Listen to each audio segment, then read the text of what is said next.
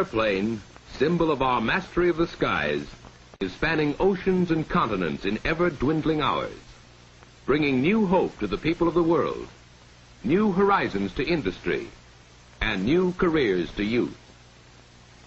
For air transportation has proved itself a vital factor in the social and economic life of modern civilization. It is a rapidly expanding industry embracing many trades and professions, an industry employing thousands of persons. For example, to keep each airliner in the air today, over 100 workers are needed on the ground. Many of these are engaged in office work. This number, the reservations department, comprises a specialized group. It is here that flight schedules, rates, reservations, and related subjects are communicated directly to the public by telephone. The work is interesting, but requires tact, sales ability, and a pleasant, well-modulated voice. Another reservations job is at the ticket counter. Here, however, the duties include the actual issuing of tickets through direct personal contact with the public. As in many departments, the work is handled in shifts, for around-the-clock service characterizes the industry. We're recording sound too.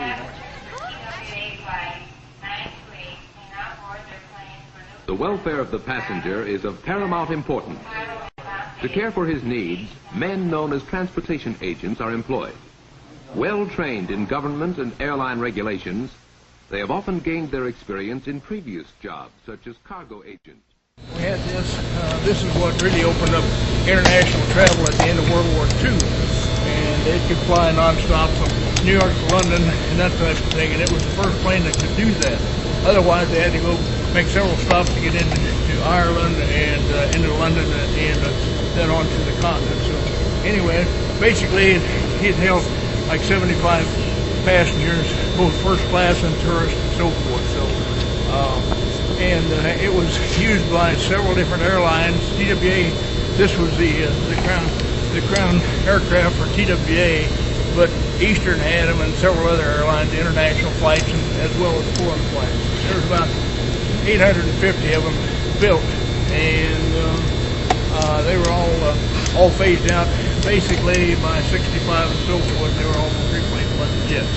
So we'll go on board here, and you can see the seating arrangements. You might be a little bit surprised on some of the seats and so forth, the seats and bunks and so forth we got on there. And also, too, if you've flown commercially, you might be surprised about the space we have on board here between the seats and all the air for everything. So follow me, and we'll go on board here. If you've been flying commercial, you can tell the difference between that and the ones on the commercial flights. It depends on what you're going to do with them, whether you want to go in forward or backwards or whatever. I hear you.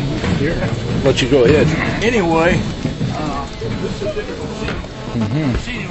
Each airline had its own special seating arrangements and so forth. So this is just what we have here is just kind of a typical arrangement, not necessarily with TWA, but just to show you how the seating could be arranged and so forth. Wow, comfortable, huh? So first class is in the back? Well, it depends on the air. Oh my God, bunks. There you go, bunk.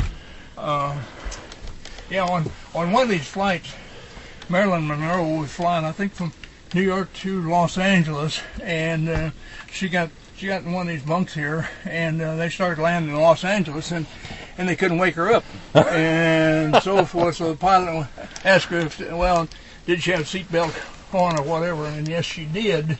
And so they still couldn't wake her up, so the pilot says that'd be okay. So they landed, and they still couldn't wake her up, so they forgot about her, and they moved the airplane, towed the airplane into a hangar, and shut off all the lights and so forth, and she woke up, no lights or anything there, and she raised all kinds of heck, and the flight crew got penalized a day's flight for all that. Oh my God. Well, we didn't know what to do. No. Anyway, well, just stick with me, and Okay, this is a typical arrangement. You might know. Okay, how much space you got up here? How wide the aisle is? The seats, how big the seats are, the spacing between the seats. Now, try that on today's aircraft. Right. And you'll see how you'll see the big difference and such. I guess you can listen to this thing. Yeah. This is like Midwest. 2 seats, and they got the leather 2-seat rows, you know, but they're a lot smaller aircraft. Yeah, that's true. How much Here's your emergency exits. There's 2, and then there's 2 back there. How much did it cost to produce this plane? Pardon? How much did it cost to produce this plane? Total cost, I don't know what it was. Money was cheap back then. But we figured that, to operate it is a kind of thing in that it burns 500 gallons of fuel an hour, and you figure your current automobile gas is what it is, and then add about $1 to $2 a gallon for aviation fuel. And not only that, but we can't get the proper fuel that we need. We fly it when there's only one grade of gas that you can get, which is 100 low lead, and the engines on this was designed to operate on 130. And wow, really? So we run it at reduced RPM and manifold pressure to account for that difference. What, does it make the engines run hot or something? Well, we just throttle them back, and I don't know what it does to the engines to do it that way. I think that they get all right. I'm sure that we haven't had any problems from that aspect of it. How many gallons an hour, you say? 500? 125 gallons per engine. Wow. So it runs through quite a bit, and the fuel is stored in the wings. There's in each wing there's 4 different tanks, and then the 2 on the tip. Each one of those holds 610 gallons, which adds another, if you will, a little better than an hour flight time. Wow. So How many cylinders are the engines? 18 cylinder, 2 rows of 9, and then plus we've got we also have PRT on there that adds a few more horsepower, and when we go through the museum, I'll explain that. We've got a cutaway view of an engine in there. Wow. Yeah. You have a question for me? Sir? Thanks. She has a question for you. Yeah. How long would it take this plane to fly from the Kansas airport that we normally fly out to Hawaii? To Hawaii? Oh, I don't know. Now we can, we're flying it because of fuel from I'm just curious because I have family there and I'm flying. It's a long flight time. Oh, You say this will do about, what, 300 miles an hour? no, originally, yes, a little better than 300, but now with the fuel we've got and everything, we throttle it back to about 250 or thereabouts, 250. so figure that out. Here's a math problem for you. It's about 3,000 miles to Hawaii. Yeah. Divide that by 250, and that'll tell you how many hours. There you go. That's it. So you can figure that out. Put that on your flag roll there and figure that out. Yep, that's why we go to school. That's right.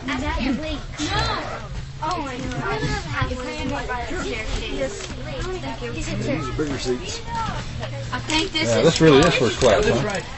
Although I like that back there, too. That was pretty nice. Well, all the way in the back was, you couldn't sit back there when it was, when you take off the engine. Oh, you couldn't? That's like a lounge area. Oh. You had to have a navigator to tell you where. So how many passengers really would you? He did that. I guess He if found out by you weren't rich and famous, you wouldn't get on it, would you? and then There's the navigators. His books, calculations, and so forth, and determine where he was. And he had to do this every hour and report that to air flight control so that they'd know where he was. And what he would do, he'd get up here, and this pops out. There's a plastic bubble up there. Then he gets up there and shoots that. But in one occasion, and it only happened once, that the bubble blew out, and it took him with it. Oh. And they almost lost a hostess, and somebody, the flight engineer, I guess it was the purser, grabbed her and held her away from it, or she'd have gone with him. Whoa. So after that, they put anchors in the floor, and then before he could shoot the stars, then he had to put on a special harness in order to. So they'd actually go through the roof into this bubble to get a fix on the navigation They had a stool. They had a stool here. He just stood up there's a bubble, and then you got a section here, and then in the museum we got several different sections. See, I didn't know that. They actually used a sextant on an airplane to get fixed. Yeah. When they're over the ocean. They don't do that anymore because we got GPS and all that other sort of thing. But at that time, see, you can do it on land because you got VOR stations and those, so you can figure out where you're at by radio. Wow. But on the ocean, they didn't have any fixes, so they had to, and you had to account for wind drift and all that sort of thing. And that's why it was so important that they have a navigator on here, because he had to figure all that out. And wow.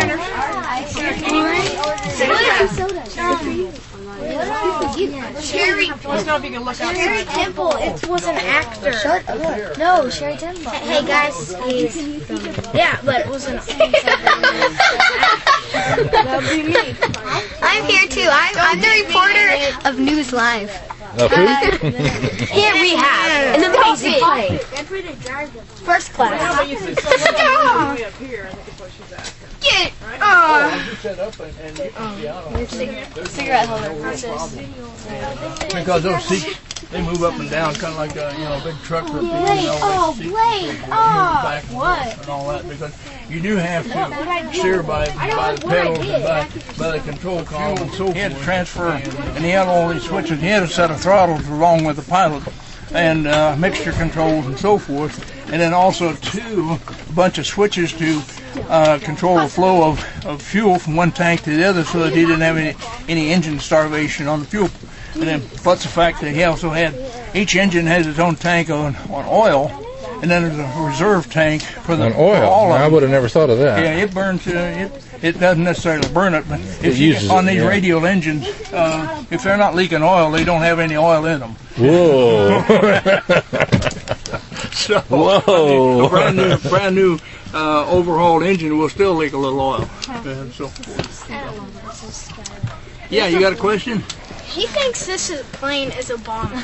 Is what? A bomber, He huh? thinks this plane is a bomber. No, never did. It was never used as a bomber. All it did was transport either passengers or freight. It was used as a freight. It could have been.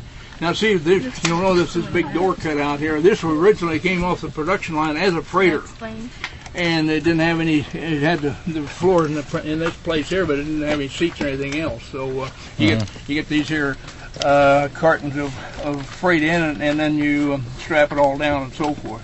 And but these doors here, this one and then the one back there, are really freight doors. We've narrowed it down and put passenger doors in it. Yeah. Let me get up here and take a shot of that cockpit. Sure. That looks interesting. It's pretty cool. Are you going to fly this thing for me? Yeah. I need some sensation. On your right there, the flight engineer, he's got to see all the controls there for the engines. Plus the fact, look at the back side of this panel right here. On the other side? It also has the passenger convenience of, temperature, ventilation, all that there sort of thing. Huh. Can I check it out?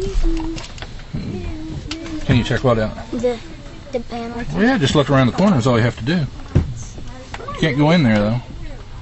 Cool. Don't hang yourself.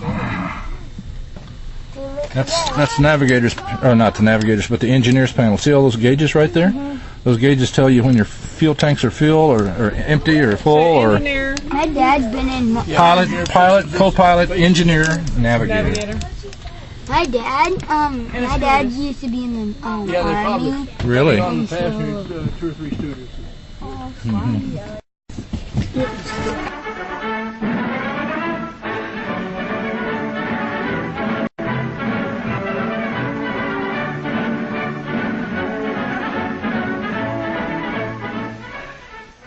The airplane, symbol of our mastery of the skies, is spanning oceans and continents in ever-dwindling hours, bringing new hope to the people of the world, new horizons to industry, and new careers to youth.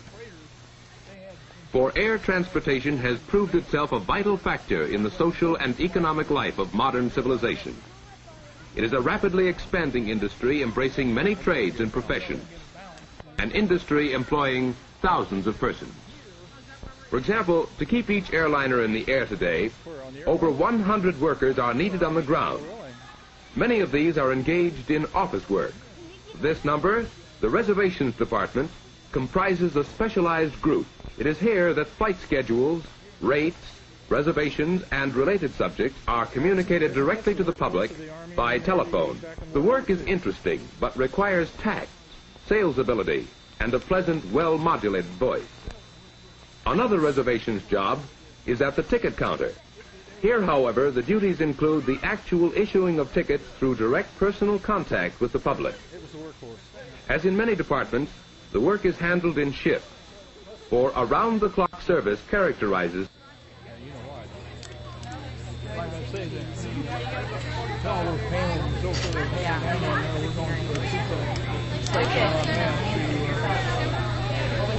get it to follow every rules and regulations.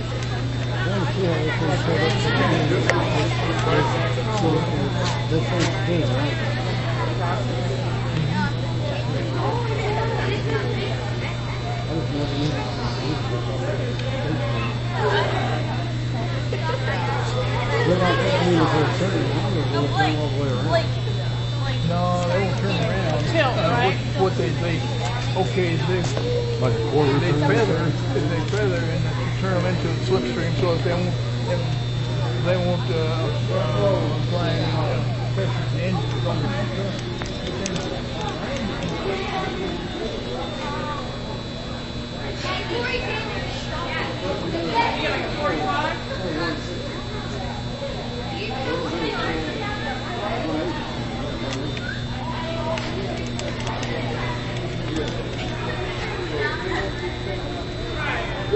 Like this or like this?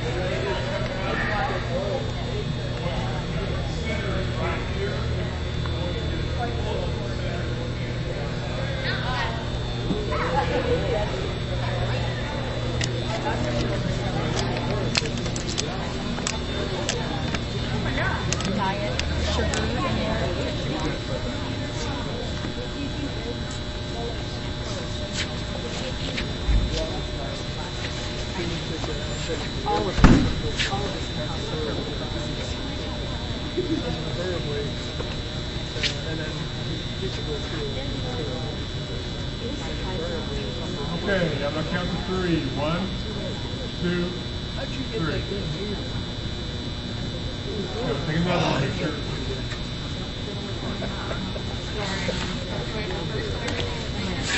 Yeah,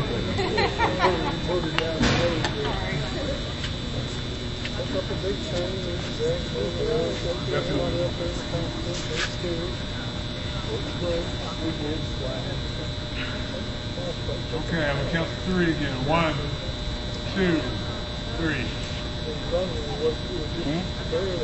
It is. So you can wave to the camera, the video camera.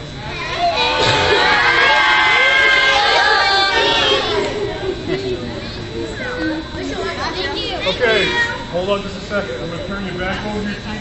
In work such as this, there are jobs for pilots, field managers, airport engineers, mechanics and helpers, CAA control tower operators, link trainer instructors, flight instructors, and many others.